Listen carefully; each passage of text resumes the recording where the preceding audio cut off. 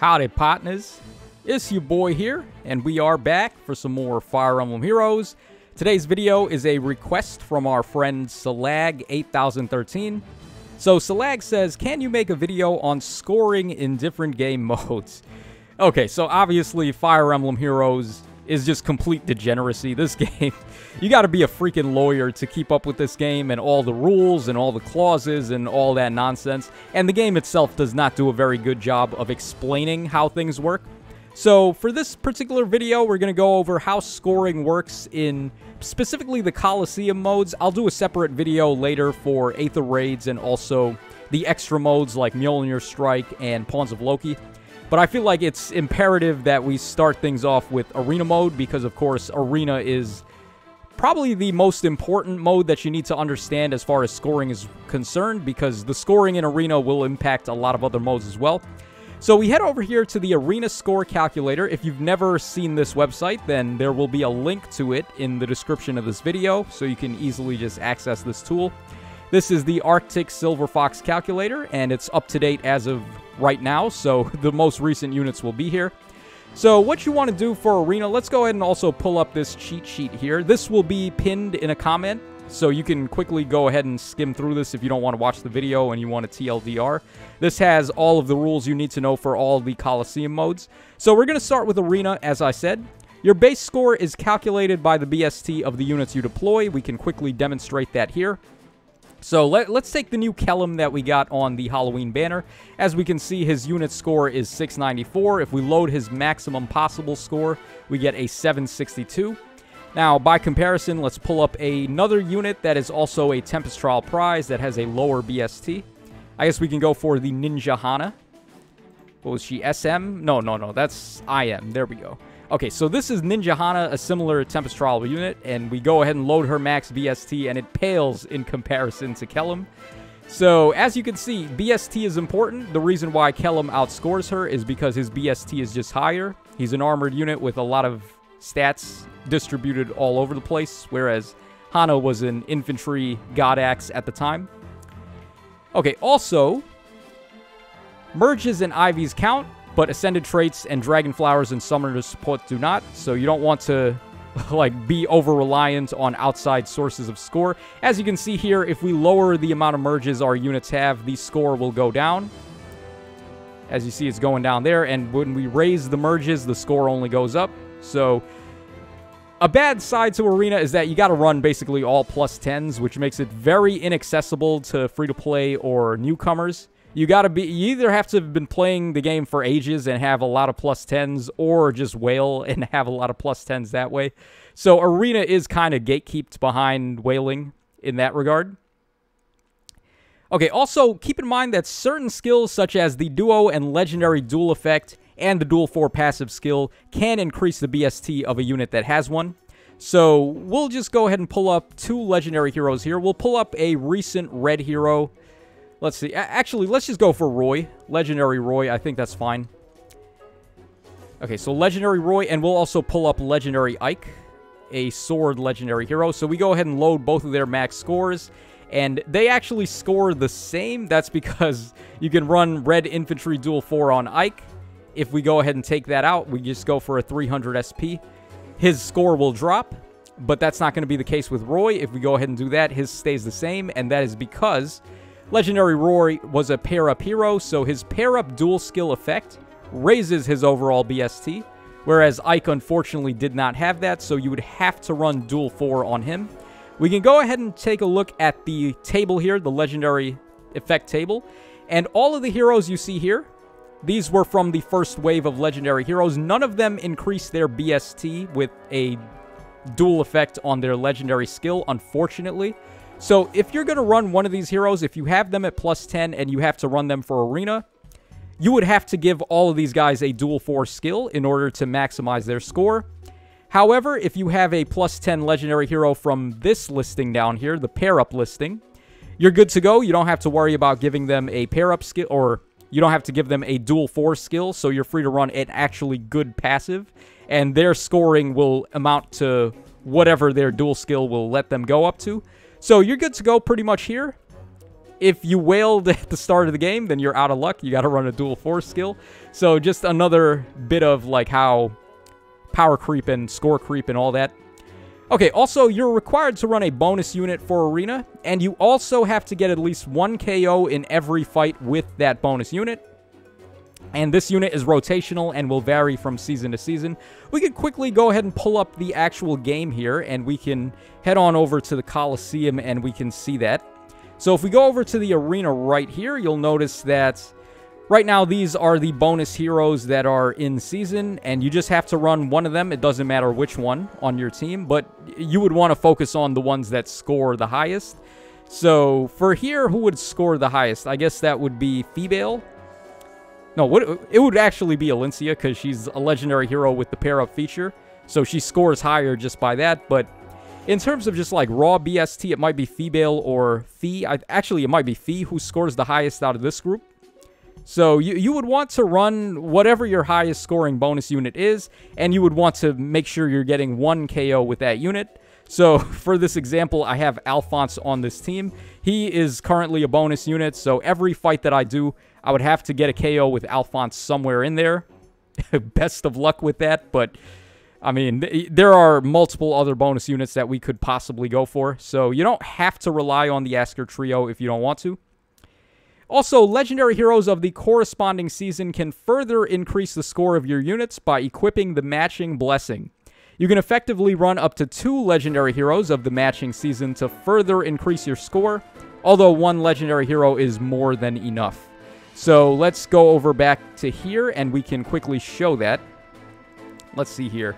So right now, it's water season. We're going to go ahead and load up a water season hero. Let's take Chrom here. All right, so Legendary Chrom, we load up his max score, and now he gives the Water Blessing, which is currently one of the active seasons. You'll see if we go ahead and equip a Water Blessing to our heroes here, their BST goes up. So they score higher when you have the Water Blessing equipped, when you have a Water Legendary hero on your team with the Water Blessing. So, also, as I said, you can run 2 heroes that do this. So, let's see here. Let's load up Ryoma, I guess. Legendary Ryoma. He's another water hero. And we load max score, and we see that the score went up once again. So, if we take off the Water Blessing, it drops. We put it back on, goes up by double. So, you can use essentially 2 heroes. If you use another one, it actually doesn't work anymore. It starts to be diminishing returns, because you're not able to bless the legendary heroes themselves, so they wouldn't raise their actual score by having a blessing. Let's show that by loading up, let's see here. Well, actually, let's take a look at the score range. So 762 to 766, or 762 to 776, that would be our score range here, which is more than enough to maintain the crowns for Tier 21. Let's load up another water season hero. Let's say Fiorm, I guess. Let's load up her max score. And as we see, Kellam's unit score actually did go up because now we have 3 legendary heroes of water season. However, our score range dropped because, as I said earlier, it starts getting to diminishing returns once you run more than 2 legendary heroes. So really, you only need 1. However, if you really have 2, then you could do 2, but you only need 1. 2 is just like extra credit, and 3 is actually going to start tanking your score at that point. So you don't want to run more than 2, but you got to run at least 1, I would say. Okay, also the SP cost of your weapon, your assist, your special, your passives, and your Sacred Seal are all a factor in scoring. The higher the cost of these skills, the higher your arena score will be. So PRF weapons score 400 SP at base. All other weapons, the inheritable ones, score 350 SP when you refine them. That includes the arcane weapons, sadly. And there's only one Sacred Seal right now that costs 300 SP, which is the highest that we have, and that's the Distant Counter Dragon Seal. It's only available for dragon units, obviously, but it does give them a little bit of an edge on scoring. So we can go ahead and show this here. Let's pull up Naui. And we just load her maximum score. We'll go ahead and give her the Water Blessing. As you can see, she's got the Distant Counter Dragon Seal equipped there. It's a 300 SP assist, or 300 SP passive. If we lower that to a 240 SP seal, then her score does drop a little bit. So, yeah, dragon units are a little bit better for Arena, but that doesn't mean you should run all dragons. You can only run one anyway, because you're only getting one copy of the Distant Counter Dragon Seal. So you would only want one dragon, and you would definitely want a higher scoring option than Naui. So keep that in mind. All right, what else is there? Oh, also, like I said, the SP skill thing. So 300 SP assist, basically distant counter, close counter, all of their variants, gold border passives, and things like that. That's what you want to be going for. And you can see that our unit score actually drops when we switch between high-scoring SP skills and lower-scoring ones.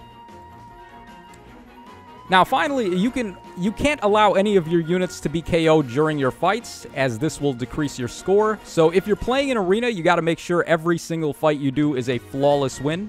You got to 4-0 the opponents, so keep that in mind. There is one exception to that rule, though, and it's if you happen to have the bonus legendary hero deployed, that will automatically enable all of your fights to reach your maximum score potential. And it will also prevent the need for score fishing. What this means is that, as you see here, this team has a possible score range of 764 to 778. So if we were to deploy a legendary hero from the bonus right now, so as we see here, it's legendary Alincia. If I had her on the team, we would automatically be getting this score here instead of anything ranging below this all the way down to 764. So having the bonus legendary hero is very, very good, very helpful. It's not necessary, but it's really helpful for getting your maximum possible score. Otherwise, you would just be throwing darts at a board. Like, you tend to see lower score ranges more often than the higher ones. So it's weighted very heavily towards like lower scores than higher scores. So you're going to just be pulling your hair out with how much fishing you'll have to do to get the highest possible score. Unless you've got the legendary bonus hero. And of course, also having the legendary bonus hero on the team will prevent you from taking a score penalty when one of your units is KO'd. You're only allowed to lose one unit, but that's perfectly fine. That's already like a massive improvement there. So all these things you need to keep in mind. The Arena score calculator will be, like I said, linked in the description of this video, so you can go ahead and input your team with your correct SP skills and your merges and all that, and you can find out how high your possible highest scoring team would be able to score. Now, another useful tool here is also on the Fire Emblem Heroes Gamepedia wiki. This is an Arena score tier list, which shows the highest scoring possible units in the game. We see the Brave Corrin all the way at the top. Obviously, she's a dragon, so she gets the Distant Counter Dragon Seal, and she just naturally has the best BST in the game. We have also Legendary Alear. The plus denotes that it's a legendary hero that can grant blessings to raise the score of your other heroes, whereas the neutral numbers without a plus are just how high the unit can score on their own. So as you see, like, all legendary heroes are in the plus. All regular heroes are in the 6 or 5 or whatever.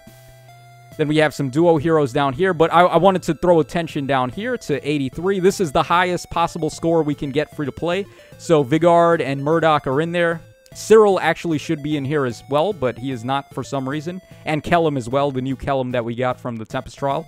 So this is the highest score range we can get for free to play. And just for fun, let me load up all of the highest scoring free-to-play units that we can get here, and we'll just quickly see what our max possible score would be. Alright, we'll just go ahead and load up max score for all of these boys, and we'll give them all the water blessing.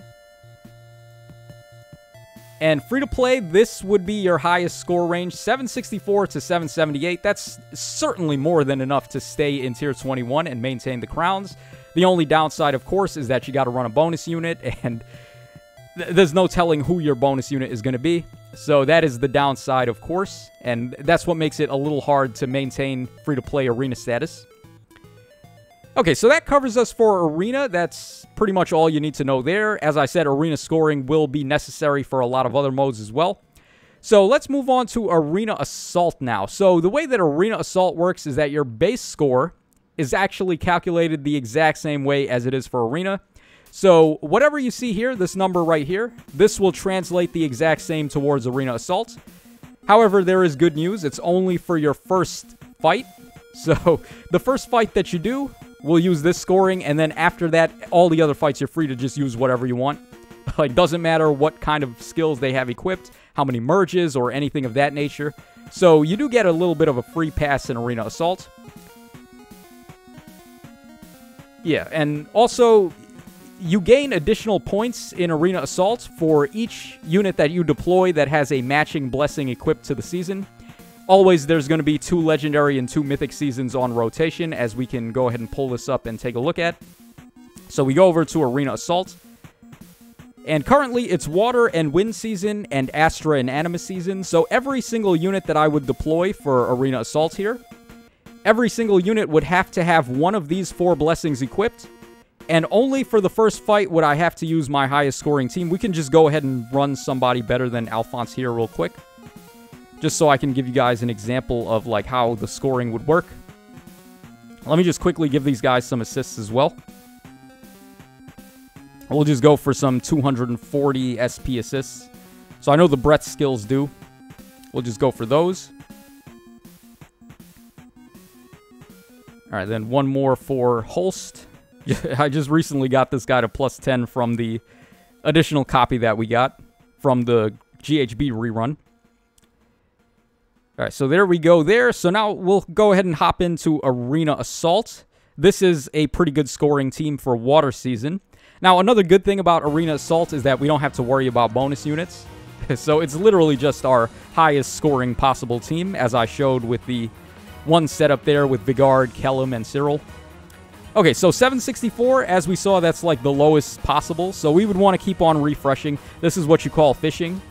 In Arena, when you do this, you're wasting swords, so that does suck. But you can fish as much as you want in this mode for the first fight, and you're good to go. So as you see, the score went up a little, 766. We can just keep on cycling over and over until we see something really good. Yeah, 764. As I said, the range typically ends up on the lower scale. It's very weighted towards low scores as opposed to high scores. There we got a 770, which is pretty good. So, just to give you guys some examples of how scoring works there. Alright, let's head back over here now. Okay, also, just like in Arena, you can't allow any of your units to be KO'd. So, every single fight that you do in this mode, you got to make sure it's a flawless victory. And you're allowed to use these items too. Just don't worry about how many you use or which ones you use, because they don't affect your score in any way. They're just to make the fights go a little easier. So the items can be a nice little way to give yourself a boost. Alright, let's go ahead and talk about Resonant Battles now. Another easy mode. This one's a pretty free one for the most part, just like Arena Assault. So the way that Resonant Battle works, we can go ahead and pull up Resonant Battles here. So this mode wants you to use some Harmonic Heroes now. So as we see, this current bonus season for the bonus titles are Sacred Stones and Awakening. If we go over here, we can just quickly refresh this list. And we also want to make sure we pull up a Harmonic Hero here. So how this works is you want to have Harmonic Heroes that score the highest, that have the highest merges. That's the only real thing that affects scoring in this mode. So I have Lysithea at +1. She is my highest merged up Harmonic Hero for this bonus season. And then we would run one more hero as well. So I guess we can go for Cordelia. BST is not important. SP skills are not important. It's just the Harmonic Hero that has the highest merges. And you need to run 2 of them at the very least. You can run more, but you only really need 2 of them. Yeah, so you can increase your score by deploying up to 2 Harmonic Heroes who match the corresponding titles of the season. Merges on these Harmonic Heroes will increase your score even further. You are free to use more Harmonic Heroes if you want, but only the 2 that you deploy with the highest merges will raise your score, as we just said. Also, you can only deploy 1 unit who has a Singer Dance skill equipped. If you deploy any more, your base score will decrease for each one. So once again, let's go ahead and pull up the game here. Now, if we go ahead and go to editing my team here, we'll just pull up some multiple dancing units. So we have Olivia there. If we go down here, we can see that our score is 360. Well, let me actually put 4 units on first before we do that. Okay, so we have 2 Harmonic Heroes. We have R2, and then we have also Olivia. So we have a 381 base score here. Now, if we go ahead and run another dancer, you'll see that our score was tanked by 10 points. So we don't want that. We only want one unit that has Sing or Dance equipped. And we can also go ahead and show some more Harmonic Heroes and see that that doesn't affect your score any. So we'll toss, I guess, Myrrh on there. And our score goes back to 381 because you only really need 2 Harmonic Heroes. Any extra ones don't count towards raising your score, but they don't impact your score in a negative way either. So you can run as many as you want, just make sure you only have 2, or you make sure you have at least 2 on your team. And also, the way that this mode works is that you want to rout all of the thieves before you clear the map. So you got to make sure that you're getting rid of all the thieves before they're able to escape, which is the main focus of this mode here. We go ahead and we take a look at the map here, and we'll see all of the thieves are going to just start making a break for these escape tiles. And the way that you want to maximize score is by KOing all of the thieves. It doesn't matter if you KO the regular enemies. They are completely irrelevant. Of course, you would want to KO them to just remove them as a possible threat. But the real focus is just getting to the thieves and getting rid of them before they can escape. And for every thief that you KO, it's going to raise your score by 10 points. Also, another thing to keep in mind in this mode is that if any of your units get KO'd, you're going to lose points for that. So you want to make sure you get a flawless victory here. Everyone survives, and you also get rid of all the thieves before they get away. So that's pretty much everything to say about Resonant Battles. Now, my absolute favorite. Okay, so next up is Allegiance Battles. I hate this mode so much. All right, let's go ahead and pull up Allegiance Battles. Why not? Now, this mode is just so convoluted. It's the absolute worst. But we'll go ahead and cover how scoring works in here. So, for Allegiance Battles, your base score is calculated the exact same as it is for Arena. So, Legendary Heroes, Blessings, Merges, SP skills, and seals are all a factor. So, you're going to want to make sure you're running a whole bunch of plus 10 heroes. We can go ahead and quickly load up my same team that I had earlier. So, Chrom, we've got.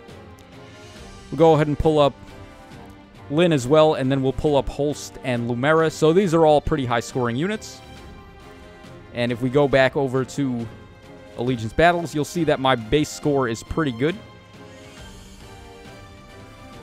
All right, if it ever decides to load. All right, yeah, so 764, that's pretty solid. I mean, that's more than enough to get to top 1K for this mode.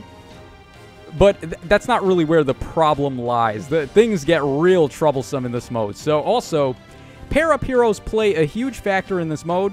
The unit who you deploy in slot 4 will automatically be assigned a pair-up partner from your friends list, and then you're free to choose any of your available friends to pair up with that unit in slot 4. So for this example, we've got Lumera, and she's being granted the pair-up access by being in slot 4 here. So we can see that her proxy is going to be this Ascended Idun here, but we can go ahead and change that by pressing Set Use Proxy. Doesn't matter how many merges the ally unit has, you just want to pick a unit with a good color. So just whoever you want, it doesn't really matter. Gale Force is pretty good in this mode though, so you may want to choose someone who has access to Gale Force. But we're free to just choose anyone from our friends list to go ahead and put there as the proxy. And besides the freebie pair-up hero, we're also going to need to deploy at least one legendary hero with the pair-up feature. So in my case, I've got Legendary Chrom. He is a pair-up hero. I have him paired up with Legendary Leaf. As I said, Gale Forcing is pretty good. So Leaf is able to use Gale Force, and also he's a ranged threat. He's a ranged cavalry type unit, so he's just pretty easy to use for this mode. So that would give me a blue unit and a colorless unit. Right, so Legendary Chrom is blue, and then Legendary Leaf is colorless. So the unit that I would want to put in slot 4 here should not match the color of my Legendary pair-up hero or the unit they're paired up with. Color advantage is very important in this mode, so you want to make sure you have different colors on everybody. So I have here, I wrote, you want to be very mindful of color matchups. The unit in slot 4 should be a different color than the Legendary pair-up hero you deployed. And also, the units that are paired up should also have different colors. And you want to have at least one color of every hero paired up with. So if I have Legendary Chrom paired up with Leaf, that's blue and colorless.